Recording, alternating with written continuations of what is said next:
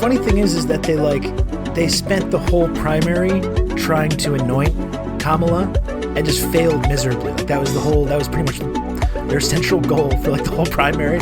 Failed miserably. And then they gave a couple of other people a try out along the way. Like, what about this guy, Pete? And just like everything just like completely fails. When she flamed out in Iowa, shouldn't that have been a bit of a sign? No, she didn't even make it to Iowa. She quit before Iowa. Yeah. That's right. Like she wrapped up in December. Like media push of like this is the future. Oh, she mismanaged the campaign so bad it fell apart before it even launched, right?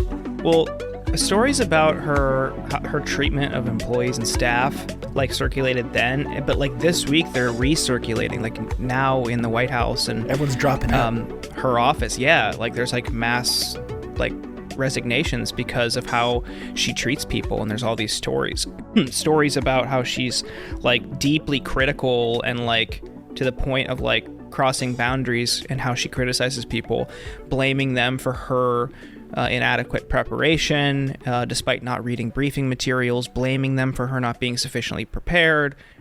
Really, really bad boss type stuff. And it speaks to her personality, her behavior. And it's like, it's not just her, like that's common in politics on both sides of the aisle. It's just like when you get those people who are, narcissists who just want like power, prestige, attention, fame, whatever, you see those patterns all the time. That's now re-emerging, but it's like it's so interesting that it's emerging at a time when people are like, well, Kamala and Pete, who's it going to be in 2024? Now all of a sudden all these hit pieces about her come out. So we've seen how Pete's campaign has operated in the past and his team has operated in the past. I wouldn't be surprised if they're planning a lot of these stories.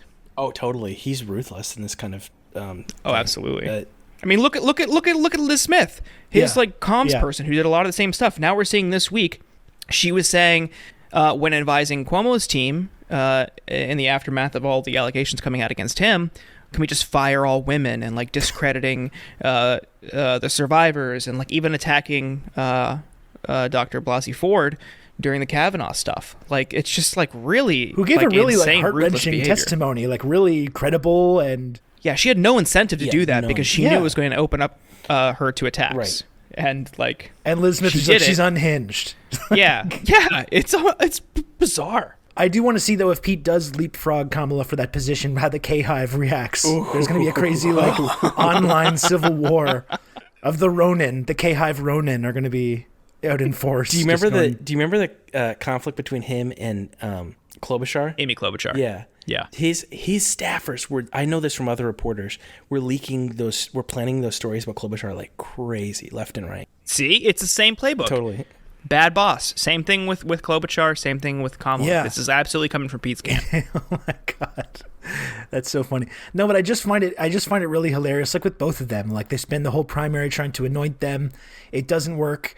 They're like, okay, well, give her VP anyway. Like regardless of the fact that she has no real she didn't even run. Base. Yeah. Make her VP anyway. It's not going well. Everything's very unpopular. The whole administration is kind of sinking. And like, you know what? Let's just run her for president next time anyways. Yeah, let's do it. Surely now at this point, this will work this time. Can you guys think of a single statement she's ever made? Like that thing Jordan said about how she wouldn't read her prep makes so much sense. Because I can't, even if, like, I'm not saying good statements, but like, usually with each candidate, you can think of something like with Pete, you can think of his dumb, like we have to have the courage of our convictions to stand forward for America, the kind of corny stuff. Yeah. Or like the Pete dance. With her, all I can think of is the nervous laugh. I don't think I can't remember anything calling she's ever Biden said. Racist. Yeah, that's right. Calling Biden racist. Yeah. Yes. Or saying "do not come" to immigrants. Oh, yeah. That's the main thing that pops into my head now. Totally. That's awesome. I'm not. That was actually cool when she called Biden racist too, and then she ended up backing down because she wanted to. It was a primary. It was a prime. That was just making it up. Okay. All right. Yeah, things get that little girl. That little girl was me. Yeah, that little girl who wanted to grow up to do and say anything they could to get close to a position of power. That was. Hey, shut that yapping dog up, Ken. We're recording.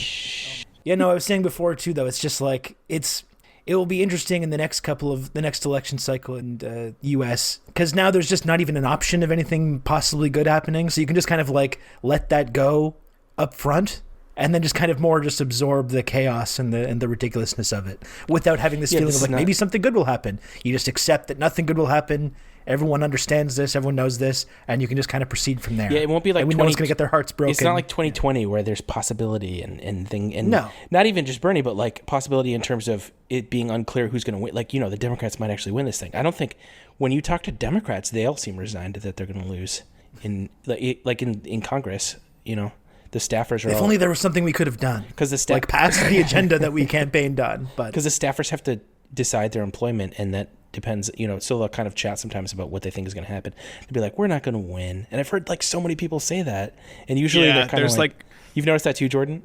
Tons of murmuring among people that I know who work on the Hill who are like, yep, we're all just kind of making plans for 2022 to do other things. Yep. Like, totally. Jesus Christ. Totally. And it's like, wait, you guys are supposed to be the ones that... America's last hope. Yeah, the guys that drank the Kool-Aid and they were just like, yeah, we're fucked. Yeah, they're like, yeah, we budgeted through 2022 and then I think I'm going to go do X, Y, and Z. Yeah, I've heard that Great, so many awesome, times. Sounds good.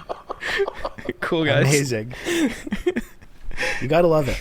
It's like classic Democratic Party that everyone loves. Mm-hmm. Just racking up the W's. I'm just gonna become the doom guy. Just send me straight to hell. I'm just gonna stay there though. Like I'm not coming back. Yeah. I'm not like fighting my way back out. Just send me there. I'm good. I'll just hang out there for a while. You guys don't. It will probably be better. It'll probably be a better situation than anything that else is going to be going on in Washington D.C. for the next couple of hours. Right. Inspired by our conversation. Yeah, inspired by our conversation last night with Hegelbon. I went back and started playing some of the Doom DLC, and it rocks. And it was a nice reminder that there might be greener pastures out there. I'll take a scorched earth hellscape, please. Oh boy. Well, we're here with Ken Klippenstein, everyone. Ken has come back to the pod once again. Hey guys, good. How's to it be going, with you. Ken? It's going all right. Good. The ban's still in place. This is just a temporary exemption. It's like when the Biden administration says that they're going to, suspend weapons and make Saudi Arabia a pariah. It's that kind of yeah. That's the level of seriousness that we approach this. It's all just to placate the listeners who just can't stand it, but really, there's no real teeth behind these threats. What you have to have a representative. It's like how Biden said he refuses to meet with MBS, but he just meets with his dad, the king, instead. And of course, you showed him. Yeah, so you get. I just have to have a cutout come on the show to represent me. Yeah, well, this is a strategic allyship, and while we don't condone all of Ken's behavior,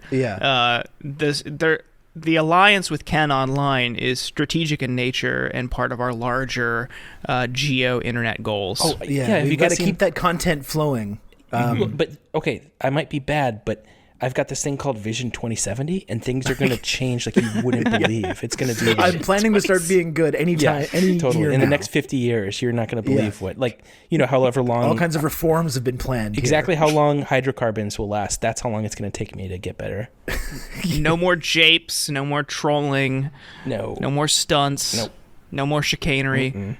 No more hijinks. Definitely no tomfoolery. Hijinks are up there for me too, so that's something to get on.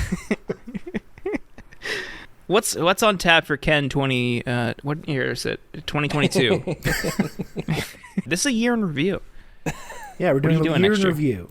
This is going to come in a couple weeks, so this is going to be like right close to around the holiday season, New Year's. Well, I got some important decisions to make that I've been working on stories about. One is the NDAA, the big defense bill, probably the biggest one the Democrats are going to be able to pass because they'll likely lose their majority next year. And looking at what's contained within it, I mentioned Saudi Arabia a few minutes ago. They're going to have to decide whether or not they are going to stop the State Department's authorization of over $500 million in arms sales to Saudi Arabia. In the context of all this being that Saudi Arabia has decreased the production of oil, which increases the cost of basically everything, because oil figures into, not just gasoline at the pump, but things you buy, because that determines the cost of shipping over sea and via land. And so this, when you talk to people that often maybe don't care so much about Saudi Arabia's human rights record, they'll suddenly say, oh, this is a good opportunity to impose a cost on Saudi Arabia just to narrowly get them to, treat the Democrats more favorably with respect to their oil prices, because under the Trump administration, it's very interesting.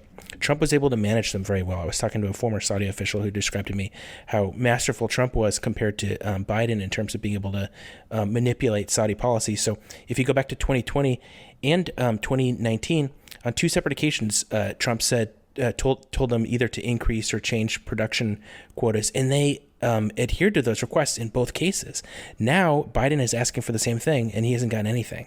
In fact, it's gotten worse. The production is lower than it's ever been, which again drives up the prices, which is a big, if not the main reason for why you're seeing not just gas prices, but the inflation rates that we have right now, because again, oil factors into everything. So you've got all of that in the back as a sort of backdrop, and they still can't. The administration still won't suspend this weapons shipment, just as a sort of slap on the wrist for what they're doing. Why do you think that is? Like, why that discrepancy? Why was Trump more effective? Why are you supporting Trump? Yeah, this is quite a heel turn. Kind of sucks. I think it's interesting. This former Saudi official knows a lot about MBS and kind of his way of approaching these things. And he said to me that Trump just understood autocrats a lot better and also had a sort of better understanding of power and how to wield it. So like he understood, I'll give you an example. One time when he requested a change in the production quotas, he threatened to withdraw all U.S. forces from Saudi Arabia. Saudi Arabia doesn't have a lot in the way of military to defend itself from not just regional partners, but Iran, And so when you make a threat like that, that's really cuts to the core of the system that they rely on, not just for this nation state, but for the government's power. Because when you look at someone like MBS, he's not actually formally king yet, so he's in a sort of any sort of show of weakness will make other princes that may be vying for power, see an opportunity to come in and try to seize that power and push them out of the center stage. So I think this person's assessment was right. I think Trump understands how to wield power in a very naked way and sort of sees past some of these illusions about we need to engage in diplomacy and be polite with each other and all this kind of thing, and just realize like, nope, here's what they want. I'm gonna take it from you if you don't give me what I want. And it was effective. That's why this, like, the debate around Yemen and the Saudi arms sale is so like critical, because Biden had claimed before that they were going to end it, and everyone, pretends to act like they're concerned about it because it is like a total human rights disaster. Tens, if not hundreds of thousands of kids can die of starvation if this continues. Probably the biggest human rights disaster in the world. The biggest right cholera outbreak in the in the modern era. Insane. Yeah, and the Saudi forces rely on U.S. support. And logistics, Biden, targeting intelligence. Yeah, Biden said, we're not going to continue to arm them, but we're for offensive purposes. But, like, they still, they're now considering another arms deal still under that, like, defensive framework. But that's absolutely bullshit. Like, we still provide technical and, like, aerial support. We still provide, like, mechanical support to the Saudi Air Force. It would, like, crumble without the U.S. support. It'd be over in, like, a day.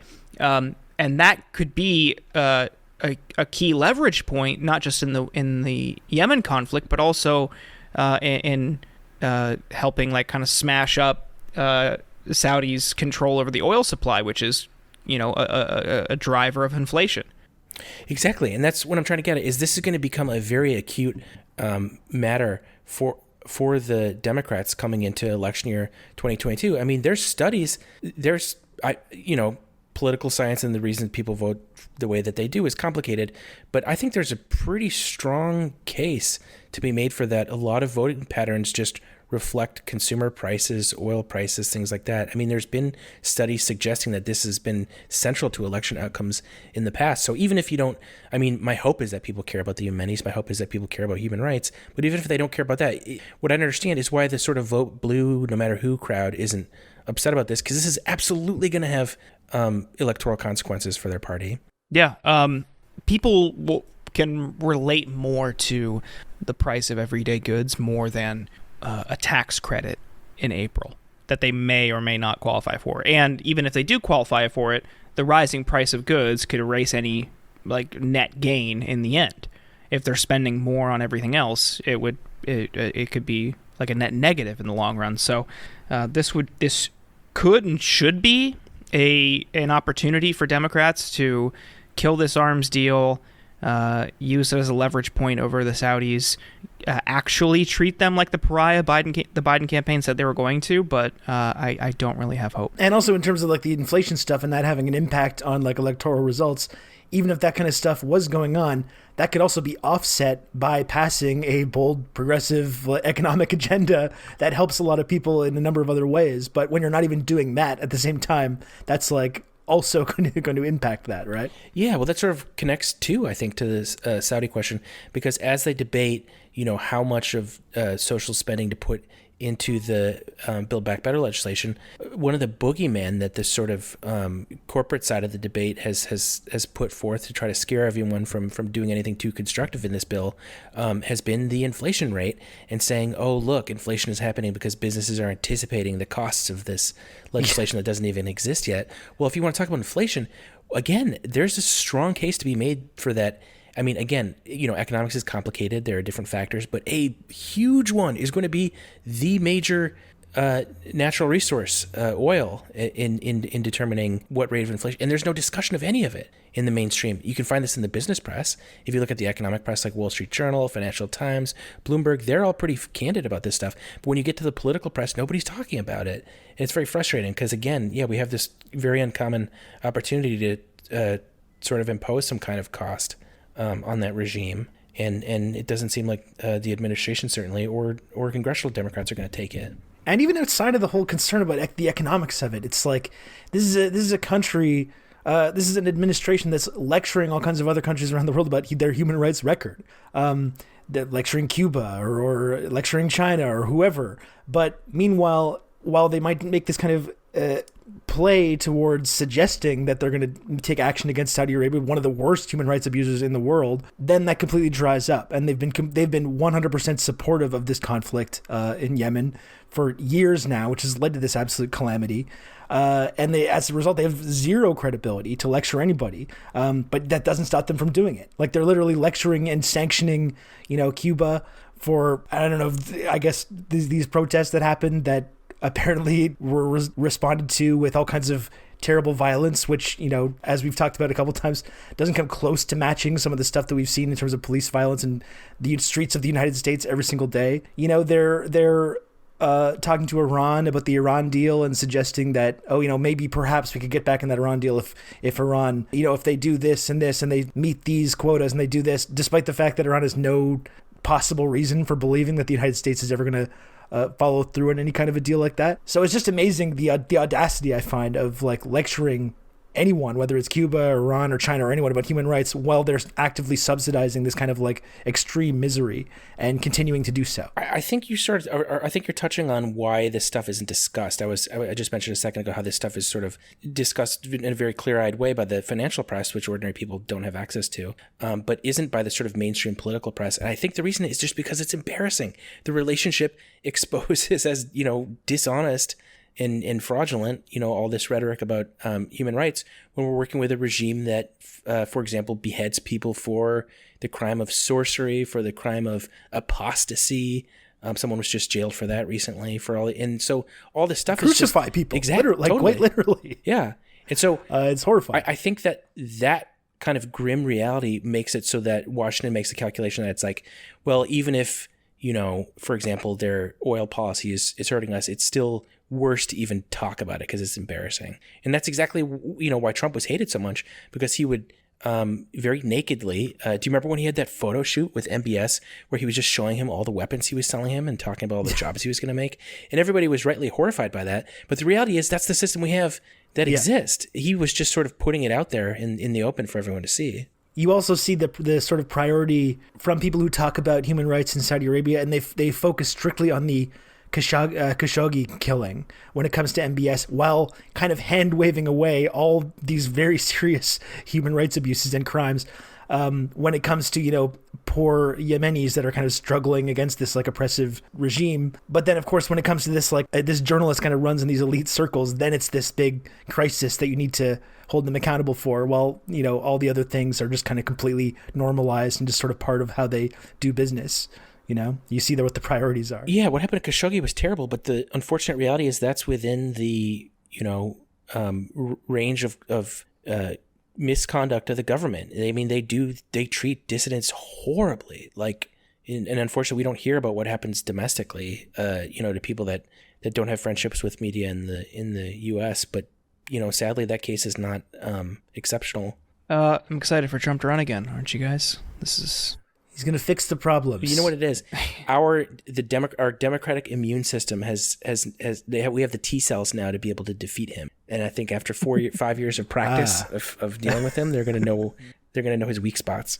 Yeah, I know as soon as if he does run, if this process does play out the way it kind of looks like it's going to, they're going to immediately go right to the "How dare you, sir? Look how uncouth he is." The exact same playbook.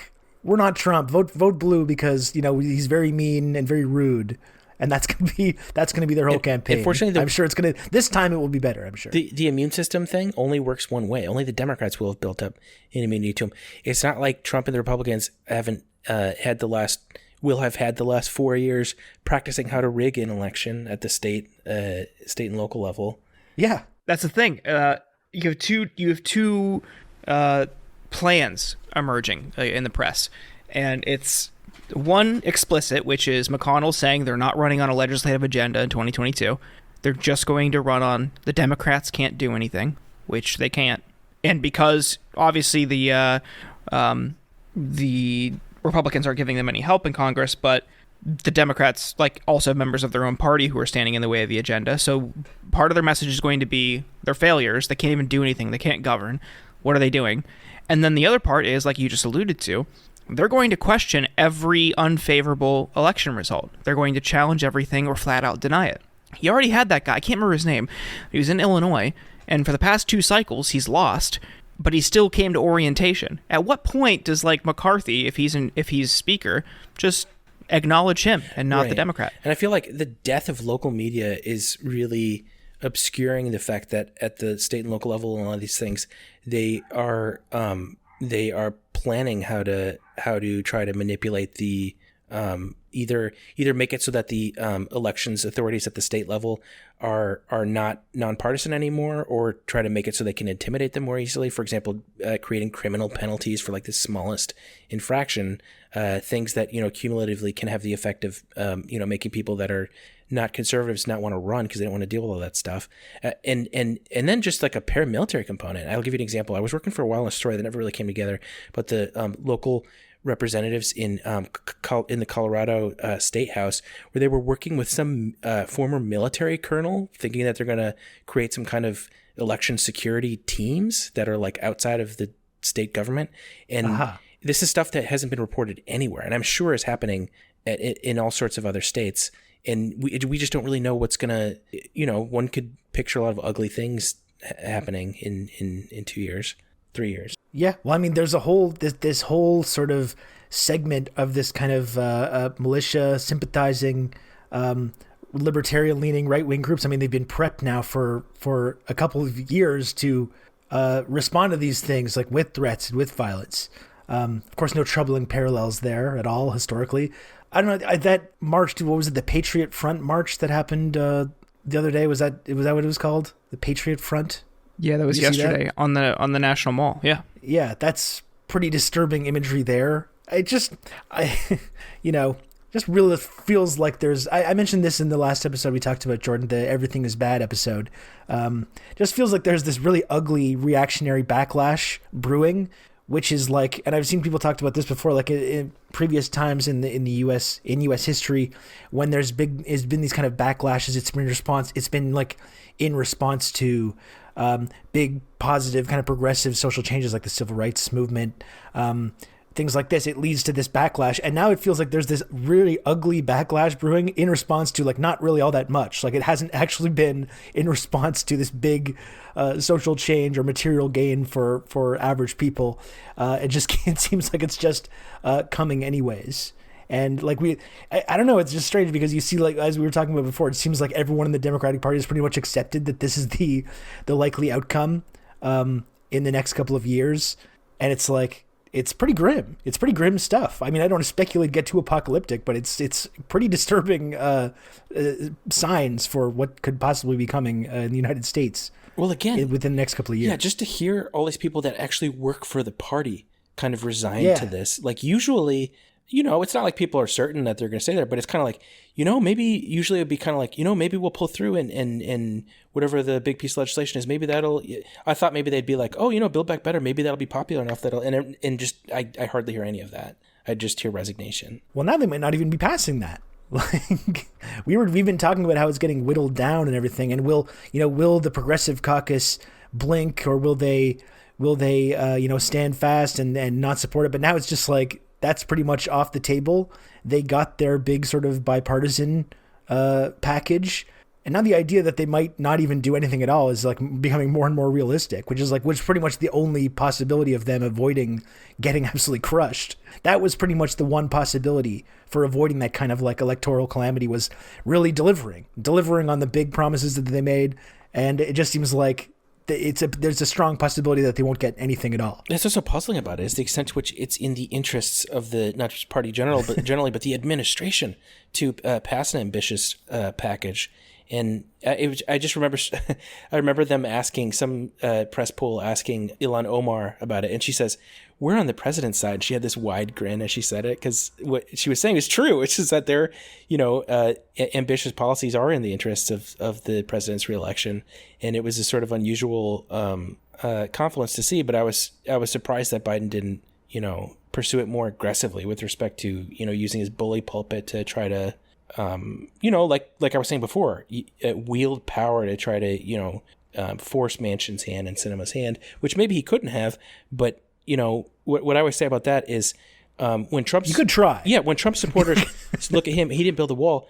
I don't think they're particularly mad about it, because it's not like he didn't go out kicking and screaming trying to do it, or like they have the impression that he tried really hard to do it and he failed. And I feel like they probably still give him credit for that. And in that same vein, I would imagine that Democrats would give Biden some credit if it looked like he was, really doing everything he could to try to bring these two senators to heel. And unfortunately, I don't think that's the impression that most people have. No, we talked about this before on this show. It's just stumping in their states, in their districts, right. is an effective tool. And we saw Manchin get furious when they tried that during the coronavirus relief negotiations, when they sent Kamala to West Virginia, and they just never did it again. Like, that reaction should show you it works. Just keep doing it. Piss them off. Even Bernie wrote that op-ed in the West Virginia newspaper. Oh, yeah, and all these liberals who apparently support Biden, they're all like, "How dare you? How dare you?" It's out of state elite trying to tell people what's in West Virginia's best interest. You know what's in West Virginia's best interest? Investing in clean energy and a transition plan for people in there so they can have jobs, more paid family leave, Medicare expansion. Those are all great things that would actually help the residents of West Virginia, not maintaining the status quo by the multi-millionaire, yacht-dwelling, Bentley driving or Maserati driving, whole family tycoon. Yeah, you have to level with the people of West Virginia who all have Maseratis and are zipping around in these things. Yeah, and private yachts, and so you can't be some out-of-town guy from a wildly different state, which is super wealthy like Vermont, and just come in there and tell people what to do. Oh man. Yeah, it really was like some kind of joke that people like us would make, him driving. The tableau of images of Manchin in the boat and in the Maserati. Like, how do you even make that up? It's like a Disney movie. Yeah, it's just all of these things are right in front of us. That's the thing. Like, all of these like pieces of evidence, these signs that these people don't care about us, don't care about the working person in this country, don't care about income inequality, don't care about the material issues impacting people across the country.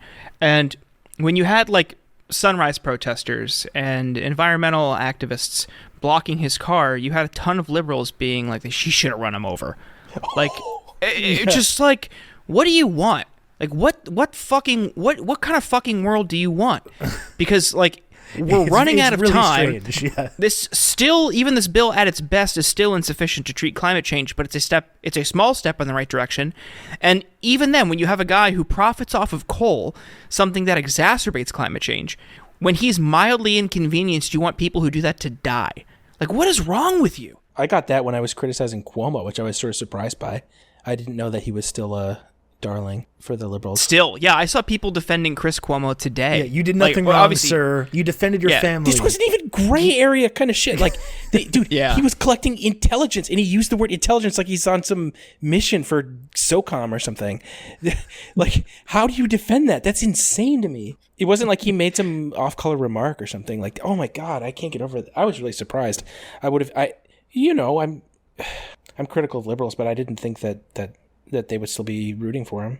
Well, it shows how superficial their understanding of this kind of political sphere is, right? Because they'll talk about Cuomo, they're like, yeah, he might have gotten a little handsy with some of his female coworkers or subordinates, but he kept New York safe during this pandemic. He went on TV. It was very charming going on TV. The Cuomo brothers, they had that great banter on CNN. And you look at the actual figures of people who've died, it's like the same amount of people who died like in Florida and New York. It's like he was covering up the nursing deaths, right? Yeah, he was like literally covering up thousands of deaths in nursing homes that he like caused through his own inaction, and wrote that book about like his wonderful leadership at the same time. And like that's and people like liberals that take their cues from MSNBC and CNN, all these liberal sort of mainstream media sources, they still think that he did this like wonderful job and he's this great guy who's being sort of just undermined by these nefarious women who are accusing them of all these kinds of things. My favorite thing about that coronavirus leadership book that he released, didn't he publish it in like March of last year, or June, like 2 months after the pandemic even started? Well, it was like after the first wave started to go down, everyone was like, okay, well, pandemic over, we got it, we got this, we crushed it. Good. You're welcome. You're welcome, everybody. That's great. That's great leadership. I remember the people calling for him to be president were so funny. Yeah. Like they were saying that even all the way through the primary, like maybe we can still get Cuomo in there once Biden. Yeah. Here's how we do a bait and switch in the convention. It's gonna be Cuomo and Michael Avenatti. That's the ticket. Oh my God, dude. What happened about a year in review? Like I don't even remember. Like that guy for like a brief 2-3 month span was like the guy in terms of like the liberals that kind of watched. He played the same kind of role, where I think it was this sort of seedy like guy that everybody sort of knew was untrustworthy, but it was kind of like, oh yeah, well it's our version of Trump. Yeah, he's our seedy, untrustworthy creep. Right. Okay. Yeah. Bizarre people. Very strange. The people that get propped up, and to go back to the Kamala and Pete conversation, like the people that get propped up or just reshuffled into different roles constantly is partially why we're in this situation where we can't get anything done. We don't have a deep bench. And on the progressive side especially, like who do we look forward to? Who do we root for? I mean, maybe you get a Nina Turner candidacy, but that's a total long shot. I love her, but like it's a total long shot. I don't know if AOC would even want to run because like people are psychotic. Jayapal can't. Omar can't. I think Tlaib can. But like, who do we really have on the progressive side? It's really, really shallow. And the Democrats are just kind of reshuffling around. But one story I saw like a week or two ago that people were considering nominating Kamala Harris to the Supreme Court. Oh yeah, I saw that. Which I thought was just so fucking funny. Like, yes, okay, let's do it. Is that in a hypothetical situation that Breyer actually retired from the Supreme Court, which doesn't even look like it's going to happen? Yeah. That's what I'm saying. Because they're not willing to pack the court. I'm willing to, concede that it's like, yeah, he's got a Senate of 50. There's limited things you can do, but and recognize that Trump had more to work with. But when you compare again, like what Biden tries to do to squeeze the votes out of what he has, the same is the case in the Supreme Court. I mean, these guys aren't bowing out after saying everything that they did about the threat posed by the new MAGA Republican Party, and Trump had people bow out of the Supreme Court to have appointments. So it just doesn't feel like there's any kind of how do you say, like, equivalency between the urgency that the two respective parties are coming to these things with. Yeah, that's the thing. It's like, frankly, I'm getting kind of tired even of the basic premise of like talking about like what's wrong with the Democrats, like what are the Democrats doing.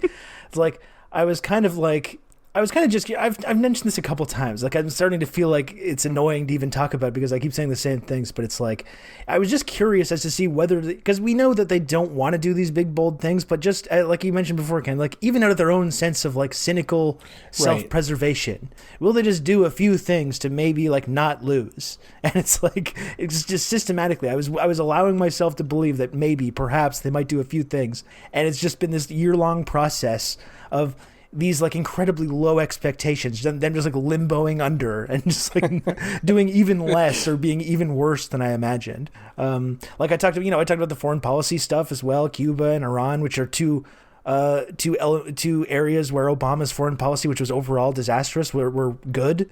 Those were two things. Like maybe Biden will get back into that Iran deal, or maybe he'll normalize relations with Cuba. No. They complained endlessly about the kids in cages and the brutal, barbaric immigration system. Maybe that'll be improved slightly. Oh no, he's actually deported more people. He's deporting all the like Haitians, for example, in record numbers back to Haiti as it's being racked with political instability and violence, and the coronavirus pandemic, which is also directly related to their own activity. It's just like even on basically every level, they've just like completely not even really attempted to try and do anything better than what was happening previously. And then if they do lose in 2022 and 2024, you can bet they're going to be looking around going, what happened? It must have been Susan Sarandon's fault. It must have been the left somehow. We went too far. We just went too much. We were too ambitious. And it's just like after a certain point, you just kind of like give up on the idea that they have any similar priorities or goals or any of that stuff. I love the Susan Sarandon thing because that's like great. That's like the Old Testament where it's like all sin goes back to Cain and Abel. It's like from 10 million years. Like, how do they even remember that? I saw that and I almost felt nostalgic. I was like, oh yeah, I remember 2016. Yeah, dude, you're going to be shuffling around in like eco-fascist labor camps in the 2030s, just being like that goddamn Susan Sarandon in 2016. Yeah, one vote in California really did it. She thought a Hillary presidency would be even more dangerous than Trump. So I bet she feels pretty silly now, doesn't she? As you're like breaking rocks in some fucking ravine somewhere, to build a new pool for like Ron DeSantis's failed children or something. Working in the uranium mines. Well, this was supposed to be a year in review. I think that's what it was. I guess in a way we are. But Ken, what were some of your lowlights of the year? I would say moving sucked. Moving to DC from Madison. That was a pain in the ass. Okay, but you're here now. You're here in the glittering city of Washington, D.C. Not getting the respect due to me from Ryan Grimm, Taskmaster Ryan Grimm. You're talking about DeSantis. I think I might be the one breaking rocks for Ryan Grimm's poll. Do you want us to say something to him? Yeah, say right now. Ryan, what the fuck, man? Sir, with all due respect, sir. I like Ryan on Rising because he's like so deadpan, like all the time. He's just matter of fact. Here's what's happening. My favorite Ryan Grimm Rising moment was when that woman tried to say the U.S. Ended the Holocaust. Oh yeah. And just like he just goes through the history, recoiled at the idea that the Soviet Union might have played a part. That was amazing to just see someone have their whole understanding of modern history just rewritten in real time. That was fun. His voice is like so deep. Whenever I watch those segments, I'm like, damn, I have to go into the sound settings or something to change the gain or I don't know anything about sound, but I can't hear what the hell he's saying. And shift the pitch. There we go. Is he a good boss? Do you want us to say something or what? I am totally loyal to Ryan Grimm, and he is the ideal boss. Okay, hold up today's newspaper, please, Ken. Are you blink twice if you're under duress? Okay, I think I heard him blink. Yeah. Are there any like specific like news stories that we haven't gone over? Because like I think what I wanted to touch on was just the general sense of like disappointment and disillusionment that has become pervasive. Oh, here's one throughout the year as all the possible good things kind of evaporated that could have possibly happened in America. I just had one about Border Patrol. It was kind of interesting. There was a Border Patrol agent in what's called the what's it called? The Rio Grande Valley sector. They break it down into sectors. And this agent sent like a reply all to all the other agents in that sector where he was like decrying the COVID vaccine or the vaccine mandate that President Biden put into place Border Patrol has one of the lowest rates of vaccination of any of the federal law enforcement agencies. Law enforcement generally tends to have much lower rates than government generally. So, it was kind of interesting to see what the reaction to this, and he was extremely angry. He was saying things like, you said, stop the spread. Well, how about we stop the spread of illegal immigrants? And it was like super, over the top and kind of surprising that he would send it to everyone in it. It bespeaks a attitude that folks in Border Patrol have about what they'll be able to get away with because they have a very strong union. But what was interesting about it was that amid all of this sort of chest thumping and anger about it, he ultimately said, but in the end, I'm going to get the vaccine because I need my job. And I was so amazed by that, because it's like, if even this guy who's like angry enough to reply all and send this tirade out to everybody is going to, at the end of the day, just, bite the bullet and get the vaccine, I have to assume that would be the case with a lot of other people, and actually found evidence for that was the case. So what I found suggested that vaccination rates within Border Patrol had increased by at least 10% within just days of the mandate taking effect. So I think that's pretty good evidence for its efficacy, at least, in Border Patrol. But again, law enforcement, they tend to be the worst of government employees, going off the data. Well, and I know there's a lot of talk too about like police officers and how they're responding to the mandates. You've had police unions in like places like Chicago and New York City kind of very, very openly talking about how they're going to defy these mandates or possibly just leave their jobs or deal with any consequences that come along with that. And I know there have been a few cases of that, but on overall, that hasn't really been as much of a trend. That was another thing. Media talked about it a so lot, folks in Congress, Republicans in Congress, and these rank and file agents themselves, they had all been threatening. They were going to say, you're going to have an exodus, the likes of which you've never seen, and then the whole border will just be open and anyone can cross. That didn't happen. I went around. The data that I've seen doesn't suggest that that's happened in any way. I've talked to people. They described a couple of people retiring, but these were people that were old enough to retire anyways, and it was like they were not going to be there much longer regardless. But that just doesn't seem to be the case, at least at Border Patrol. So I don't know, that's what's kind of interesting about the story. It showed that a lot of that, I'll give you an example. In the email, he said, I thought it was all a bluff, but in the end, it looks like they're actually going to fire us. And then he said he was going to get the vaccine. So I don't know. I feel like that. Cool. Yeah. I mean, fine. Like, I don't know. I don't have sympathy for people who are still resisting this kind of stuff. Like, I don't have any, even the tiniest amount of emotion for any of these people. It's just, it's infuriating, because we could be so much closer to normal than where we are globally. Because you're seeing this backlash all over Europe too, to lockdowns and vaccination mandates, or even just like suggestions. People are flipping out. And it's spreading again, and the rate of spread is similar to where it was in the holidays last year. And now we have new variants emerging. So the way to solve this is everyone to get fucking vaccinated, and to break free any intellectual property protections over the vaccine, composition, makeup, whatever. Which, to allow it to be review, Biden said specifically a year ago that he would do that and has not done it. That's right. Yeah, I don't know, man. I'm fucking tired of it. So many people are tired of it, and it's because that these selfish fucking pricks are on their high horse and think that it's it infringes on their liberty or whatever. I don't care. I don't care, and that implement it, whatever, because this is killing people. People are getting sick. You're still spreading it, and you're putting frontline workers and you're putting people who don't have the luxury to work remote in harm's way. It's so fucking selfish. Well, that's a big part of the reason I was heartened that the mandate seems to have had a significant effect, or did have a significant effect, because they come into contact with tons of vulnerable populations.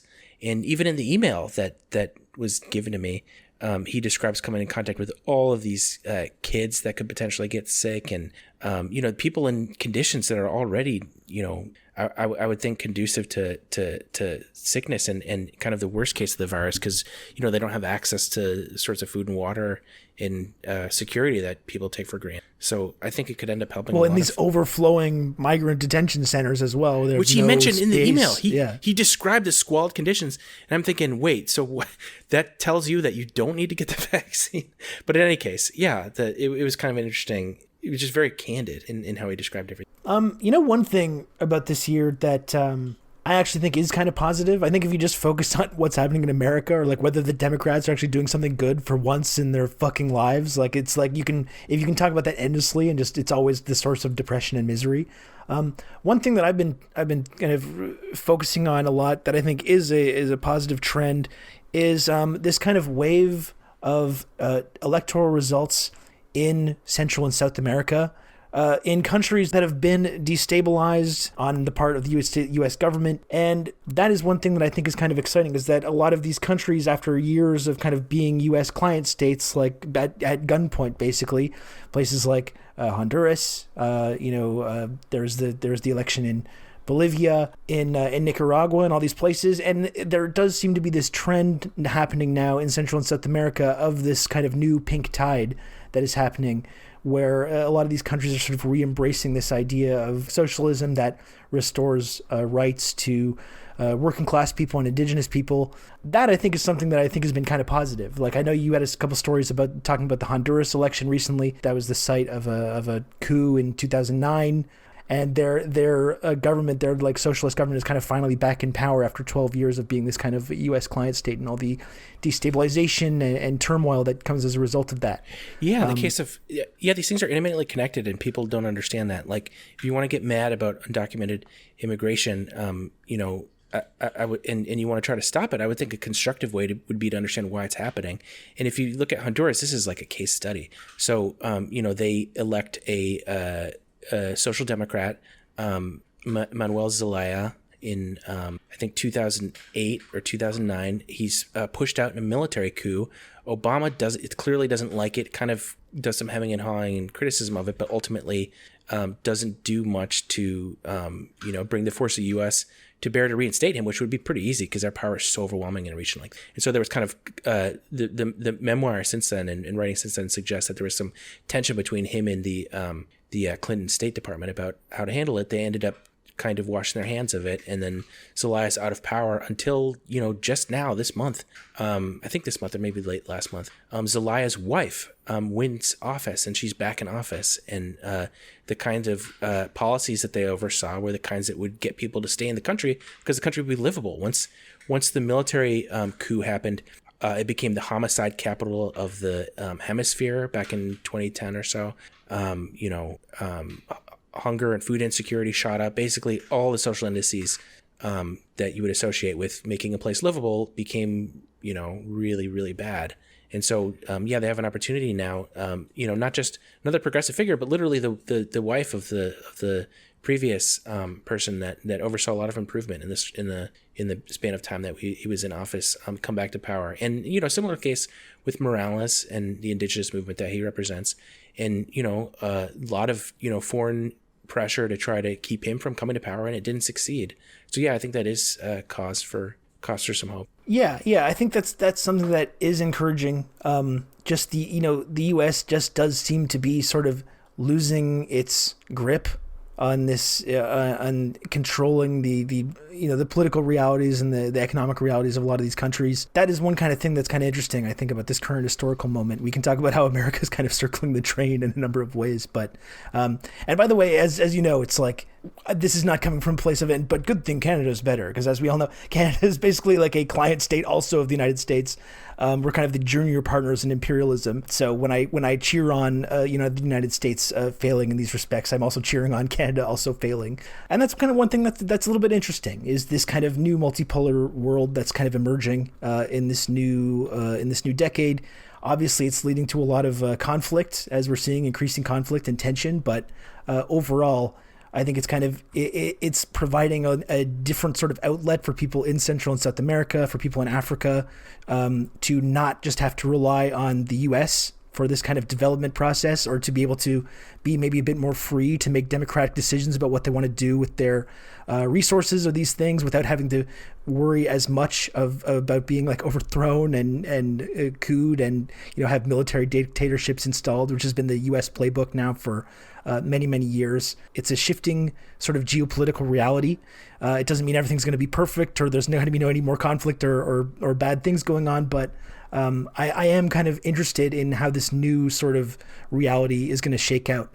Because I think that this evidence speaks for itself that the last couple of decades of the U.S. being the sort of sole economic superpower, while maybe that's been great for the elites in the United States and the defense contractors and all these people, the oil companies and what have you, it's been overall a disaster for a lot of poor and working class and indigenous people throughout the developing world. So that's one thing that I'm actually quite encouraged by. Over the last, and we've seen a couple of examples of this over the last couple of months. So it's not all bad. Some okay stuff going on. Yeah, I think a lot of the catastrophe that's taking place is sort of, to some extent, shuffling the deck. Like if you look at the supply chain disasters that we've had, that have, the potential for which has always existed, but COVID really exposed, and the concomitant rise of China, this is causing the Biden administration put out I think it was an economic national security assessment recently that basically made the case. It was very unusual. It's a little notice. I should do a story on this. Described how repatriating production here and back from China, even though China produces things more cheaply for corporations, is something that they favor. Not because they want to help labor. I mean, they don't say this explicitly, but you can kind of read the subtext. But because that would enhance our national security, since we actually would have some control of things in disaster and emergency kind of situations like we find ourselves now, like when we don't have any of the PPE that we need, the masks and gloves and things like that. There's a purely national security sort of geostrategic case to be made for repatriating production, which would be a huge boon to organized labor here in the country. And that debate is just starting to open up after 40 years of offshoring and neoliberalism. So yeah, I think there are some new possibilities. Perhaps it wasn't the best idea to offshore our entire manufacturing industry to these to China and these developing countries. In hindsight, it was great for the bottom line of like the Walton family for many years, but perhaps maybe some of those decisions were not treated with the seriousness that they should have been. Yeah, I mean, it seems obvious, but these elites, they can live in their sort of very abstract worlds of charts and graphs and not realize what stuff means until shit hits the fan and you have a disaster, unfortunately. Well, that's a problem when that's a kind of an issue that's baked into the capitalist system, right? Is they're thinking constantly quarter by quarter, and they've not had kind of a long-term strategy in play, economic strategy in place. It's always been about, this exponential growth quarter by quarter, and they've sacrificed a lot of their future potential, because they don't really think along those lines. And for whatever you think of China, they have been thinking along those lines about what's going to be happening in 10 years, 20 years, 30 years. And you see that now paying dividends for them. And that's a source of what I think a lot of this conflict and tension is coming from, as like American elites are waking up to the fact that they've kind of been, outplayed at the game that they kind of control the rules of.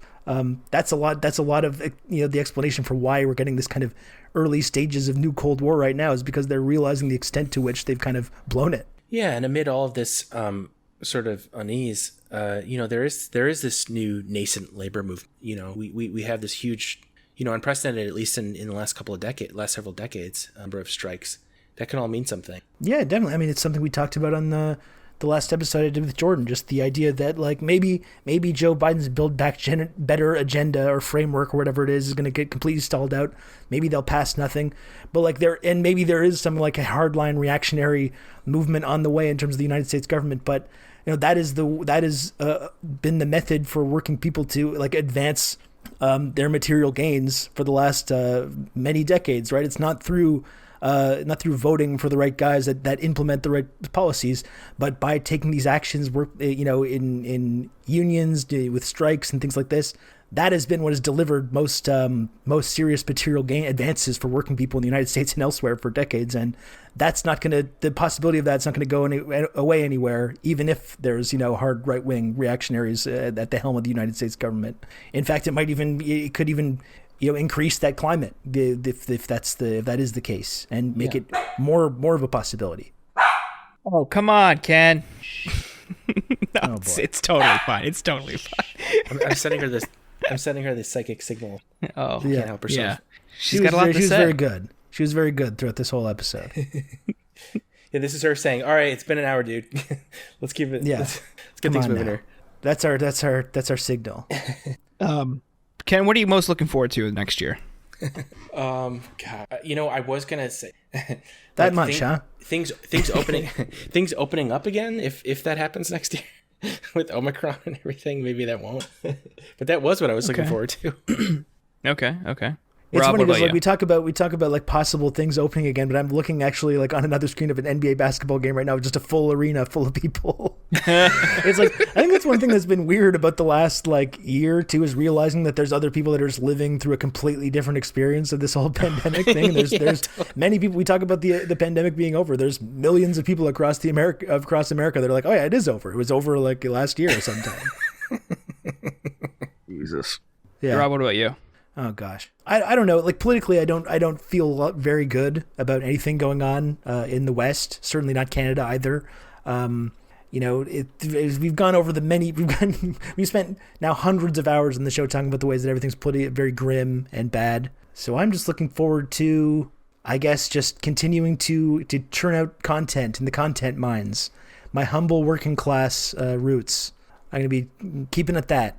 And I guess that's the only thing that's keeping me really sane is to be able to talk about this stuff with you guys, talk about it on Twitch. It allows me to keep everything at this kind of like distance by talking about everything through this kind of like lens of commodifying it and turning it into content for everybody. It's the only thing I'm holding on to. Yeah, it's what keeps Rob going. It's the fuel that drives him. Yeah, just making sure everyone's getting the content that they need. Right. You got anything, Jordan, you're hopeful about? That I make it back alive? I don't know. Yeah, by the time this comes out, I'll have been in Europe for a couple of weeks. You're going to be chilling at the foot of the Matterhorn. If this comes out around Christmas, I'll be in the Alps. So just if I decide to come back, make it back alive. I'm really worried about Italy because everyone's like scaremongering me. It's like, watch out for pickpockets. And I like at first I was like, all right, that's whatever. Who's gonna pick my pocket? And then I like Googled it, and it's like Rome pickpocket, and it's like, beware, they operate in teams, and these are their ploys. And I was like reading it, and they're like, dude, it's like a sophisticated operation there. It's like usually they operate in like teams of like 3 to 5. And they've got all these different tactics. And then I was like kind of shocked. Like, oh, wow, this actually does seem like a pretty like big issue. Maybe you can become a wallet chain guy. Are these in 2022? That can be your new thing. Are these like modern day street urchins? Well, no, it's like, and I Googled or I searched on YouTube like Rome pickpocket videos, and like someone did like a play-by-play of them getting pickpocketed, or like someone trying to, and it was like they like identified all these people. So it was like this woman who had like a realistic looking fake baby, and then her like her partner. Everyone was getting onto like the subway, and they stood like next to each other and kind of like obstructed your path to get on. And like as you would walk by, she would like, one of them would like reach into your pocket, and then like they had like a lookout in the back of the crowd trying to get on the train, and they had another accomplice to kind of like, I don't know, kind of push you like on so you couldn't get away. It was like really weird.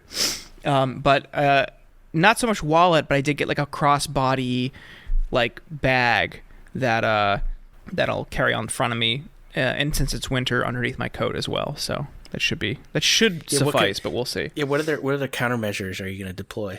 I'm ready to fight. I'm going to fight somebody in Italy. Dude, they're going to have it's going to be like a 6-year-old. What do you do then? Yeah. He's getting drop kicked. You want to get drop kicked into the Trevi Fountain, you little bitch? That's the attitude. That's American excellence. No, I don't know, dude. Like, I just be alert and like keep everything in my bag under my coat. I should be good. But like, I was like, I rolled my eyes at first, and then I did some Googling, and it's like, oh yeah, people like pickpocket all the time, and like they always try to create diversions to draw your attention elsewhere while their accomplice is behind you, like reaching in your bag or in your pocket. It's never just one, which I thought was fascinating. The trick is to just be on your smartphone, just be on Twitter so you can't be distracted by something. That's right. Yeah, right. You're 2 steps ahead at all times. Dude, if they take my phone, I'm going to flip. That would be the worst, I think. If you want to take like €20, all right, whatever. If you take my phone, it is going down. I'm following you. I'm following you all the way home. Oh boy. Well, Thanks a lot, Ken, for joining us for the, I guess it was kind of a year in review. I don't know. It sort of was. It was great to talk to you again, though. Always a pleasure. Do you want to let everyone know where they can find your work and everything? They all know, but just tell them anyway. Yeah, they already know. So we can get out of here. I'm at Ken Klippenstein on Twitter, and then just go to The Intercept, type in my name, and you can find my stories. There we go. That's where all the scoops are going to be. Yeah. Thanks a lot, everyone. Thanks for listening to the show this year. We'll be back in 2022 with brand new, all the content you can shake a stick at. That's the new slogan I've been workshopping. Really? For the show. Yeah. You like right. that? I was deploying it for the first time to get the natural reaction.